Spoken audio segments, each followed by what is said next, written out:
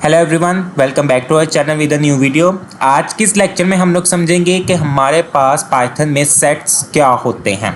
तो सेट हमारे पास यहाँ पर सबसे पहले बिल्ट इन फंक्शन और पाइथन में डेटा टाइप होती है।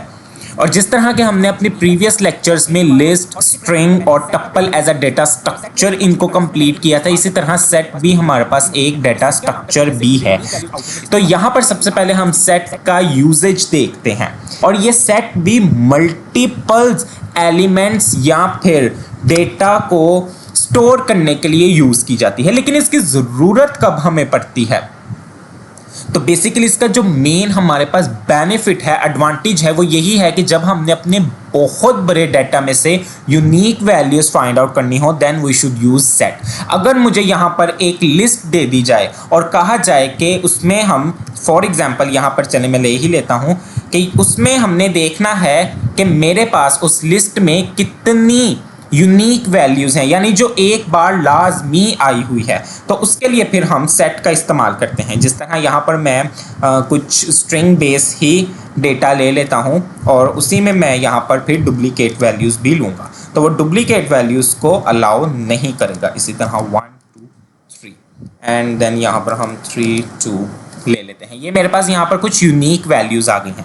मैं प्रिंट करवा रहा हूँ और इसी प्रिंट के अंदर मैंने सेट का बिल्ट इन फंक्शन यूज किया है और सेट के बिल्ट इन फंक्शन की पैरेंथेसिस में मैंने एक लिस्ट पास कर दी है जिसमें कुछ मेरे पास डुप्लीकेट वैल्यूज भी मौजूद हैं। तो सेट क्या काम करती है? सिर्फ मुझे यूनिक वैल्यूज आउटपुट में डिस्प्ले करवाती हैं कि ये वैल्यूज आपके पास इस सेट के अंदर या इस लिस्ट के अंदर मौजूद है। तो यहाँ पर देखें, जबकि मैंने यहाँ पर 1 2 3 3 2 लिखा था, लेकिन उसने मुझे 1 2 3 1 1 टाइम ही यहाँ पर दिया है और आसिम और फारूक भी उसने मुझे 1 1 टाइम ही दिया है। तो ये सेट की हमारे पास खासियत होती है कि उसके अंदर से यूनिक एलिमेंट्स या आइटम्स फाइंड आउट करने के लिए हम सेट का इस्तेमाल करते हैं। सेट डुप्लीकेशन वैल्यूज अलाउ नहीं करता और इसी लिहाज से ये हमारे पास बिल्ट इन फंक्शन या डेटा स्ट्रक्चर है कि इसके अंदर भी हम बाद में आगे चलकर एलिमेंट्स को ऐड भी कर सकते हैं, रिमूव भी कर सकते हैं, तो वो हम 1 बाय 1 उनको कवर करेंगे। और एज इट इज़ जब हम लोग अपने सेट अपनी क्लासेस में पढ़ते थे मैथमेटिक्स में, सेम एग्जैक्ट वही फंक्शंस जो इंटरसेक्शन या फिर यूनियन के हमारे पास डिफरेंस के सिमेट्रिक के जो फंक्शंस होते हैं वही सेट के अंदर यहाँ पाइथन में भी इम्प्लीमेंट होते हैं। तो वहाँ पर फिर हम एग्जाम्पल्स के साथ उनको समझेंगे। नेक्स्ट, अब सेट को क्रिएट कैसे किया जाता है? ये तो एक लिस्ट में हमने सेट का बिल्ट इन फंक्शन लगाया और उसमें से यूनिक वैल्यूज फाइंड आउट कर ली। तो सेट क्रिएट कैसे की जाती है? तो यहाँ पर मैं set1 नाम का एक वेरिएबल ले लेता हूँ और सेट हमेशा कर्ली ब्रेसेस के अंदर क्रिएट की जाती है। सबसे पहले मैं यहाँ पर क्रिएट कर लेता हूँ, जिस तरह मैंने यही एक सेट जो है वो क्रिएट कर लिया और यहाँ पर हम इसको प्रिंट भी कर लेंगे set1। तो यहाँ पर देखें मेरे पास यहाँ पर एलिमेंट्स आ चुके हैं। तो सबसे पहले हमने देखा सेट को क्रिएट कैसे किया जाता है और वो किस तरह से यूनिक आइटम्स हमें रिटर्न करती है।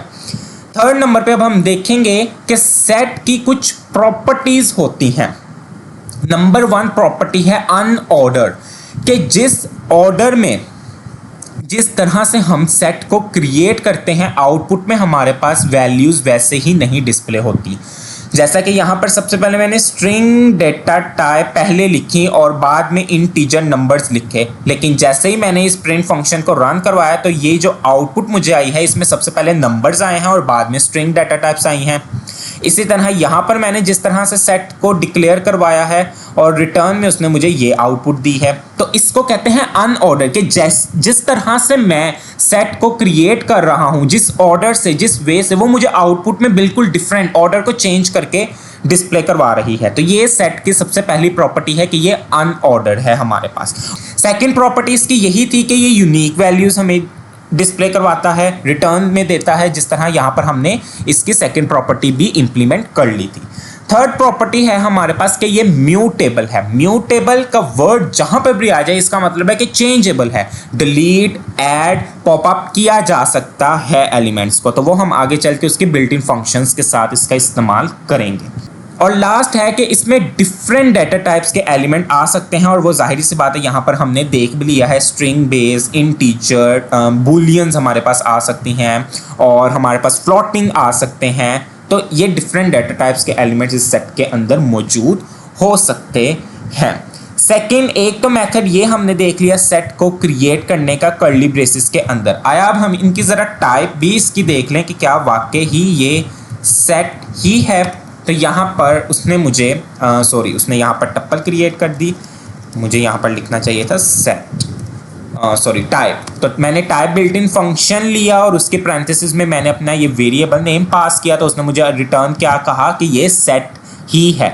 सेकंड जो इसका मेथड है सेट को क्रिएट करने का, जो बेस्ट मेथड कहा जाता है वो ये है कि इसका बिल्ट इन फंक्शन यूज़ किया जाए। बिल्ट इन फंक्शन और उसके पैरेंथेसिस में फिर चाहे लिस्ट में हम वैल्यूज़ दें चाहे टप्पल्स में दें, वो सेट में उसको कन्वर्ट कर लेगा। जिस तरह यहाँ पर मैं इसको लिस्ट में वैल्यूज़ दे देता हूँ। यहाँ पर मैं कुछ डुप्लीकेट्स दे देता हूँ, देन उसके बाद हम यहाँ पर इसको प्रिंट करवाते हैं।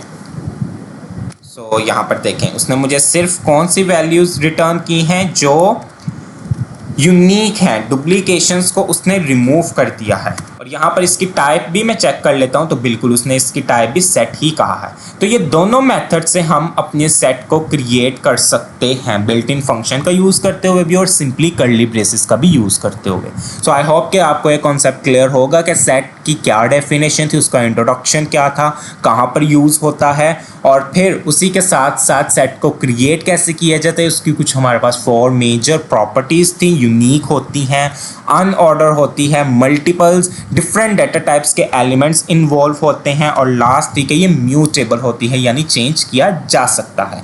तो नेक्स्ट लेक्चर में हम फिर इसके बिल्ट इन फंक्शंस की तरफ मूव करेंगे और साथ कौन से मैथमेटिकल ऑपरेशंस इसमें परफॉर्म होते हैं जो हम अपनी छोटी सी क्लासेस में भी पढ़ते हुए आते थे मैथ्स के अंदर एक प्रॉपर सेट का चैप्टर। अगर आपको ये वीडियो हेल्पफुल रही हो तो इसे लाइक करें, शेयर करें और सब्सक्राइब करना मत भूलिएगा। नेक्स्ट वीडियो में हम नेक्स्ट टॉपिक को समझेंगे, तब तक के लिए बाय बाय।